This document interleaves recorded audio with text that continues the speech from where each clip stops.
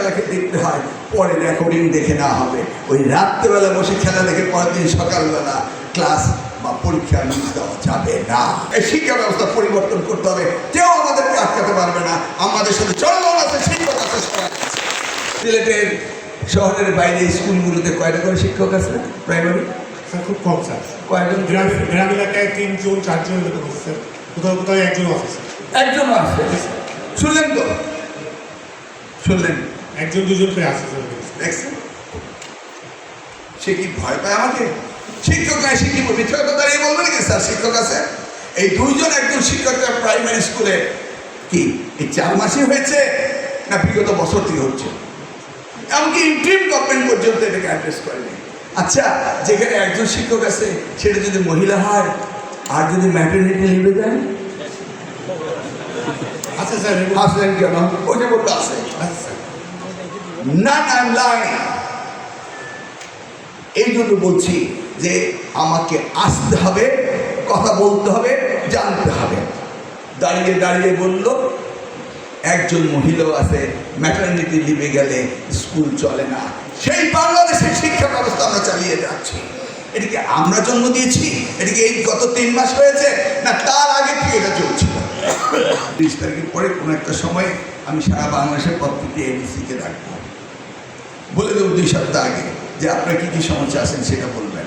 প্রত্যেকটা ডিপিওকে ডিওকে district wise আমি ডাকবো, হিসাব করলাম কতজন হয়। তারপর আমরা 300 জন বসবো, বসে বা বোর্ডের চেয়ারম্যানদেরকে ডাকবো, ডেকে আমরা আইডেন্টিফাই করবো what is the root cause of the problem. কেন আমাদের শিক্ষা ব্যবস্থা দিন দিন পিছিয়ে যাচ্ছে, তাই না? গতকালকে বই নিয়ে গিয়েছিলাম, বললাম যে পরীক্ষা 4 বছরে হতে হবে, 4 বছরেই হতে হবে। আমার প্রফেসর ভিসি সাহেব বললেন মাঝে মাঝে ওরা নিজেরাই পরীক্ষা পিছিয়ে দিতে চেষ্টা করে।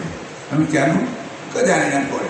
তা আমি ওদেরকে বললাম যে অভিভাবকরা পয়সা দিচ্ছে, গভর্নমেন্ট দিচ্ছে, 4 বছরের পর 4 বছর পরীক্ষা পেছানো যাবে না।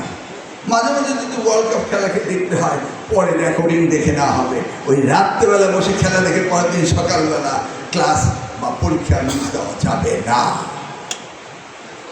উনি তো অঙ্গুলি নির্দেশ করে বললেন আমার কথা। ইয়েস, এই যে 6 বছরে একটি বাচ্চা স্কুলে ভর্তি হয়, 10 বছরে তার এসএসসি পরীক্ষা হবে, কি স্বাভাবিক বাইরে আমি রাইট? হ্যাঁ, তো 16 বছরে ম্যাট্রিক পাস করার কথা না? এসএসসি কয় বছরে করে? আপনার ছেলে মেয়ে থাকলে আপনারা জানেন 17 বছরে। 1 বছর মিস হয় কেন?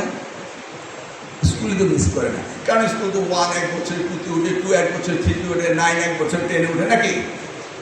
ওখানে তো আর সেশন জট হচ্ছে না, হচ্ছে, কিন্তু ওখানে সেশন জট লাগিয়ে দেয় যে আমার বোর্ডের চেয়ারম্যান সাহেবরা, ওনারা পরীক্ষা নেবেন, তো পরীক্ষার প্রস্তুতি নেবেন, সেই জন্য ওনারা সময় নেন।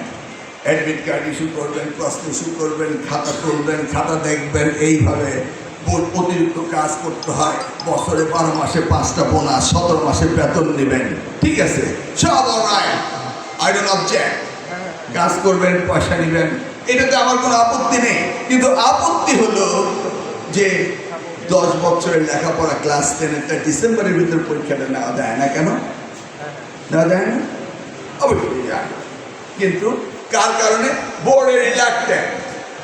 আবার বোর্ডের ভিতরে আবার কিন্তু গ্রুপিং আছে, সিলেট বোর্ড, তারপর Barishal board, Dinajpur board, Chirang board, এগুলো কিন্তু আমরাই করেছিলাম।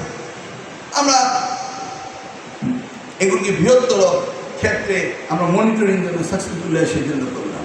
এখন বোর্ডের অফিসাররা চেয়ারম্যানদেরকে আমরা পাঠিয়ে তাদেরকে জিম্মি করে ফেলে, যশোরে গেছে চেয়ারম্যানকে বসতে দেবে। কেন? তাদের প্রমোশনের ব্যবস্থা করতে হবে। হ্যাঁ বেটা, গত 17 বছর যে সরকার ছিল তার তো প্রমোশন দিতে পারেনি।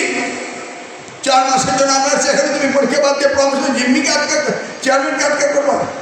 যদি তাই করো, আমিও ট্রান্সফারেবল সার্ভিস করে দেবো, ফিনিশ।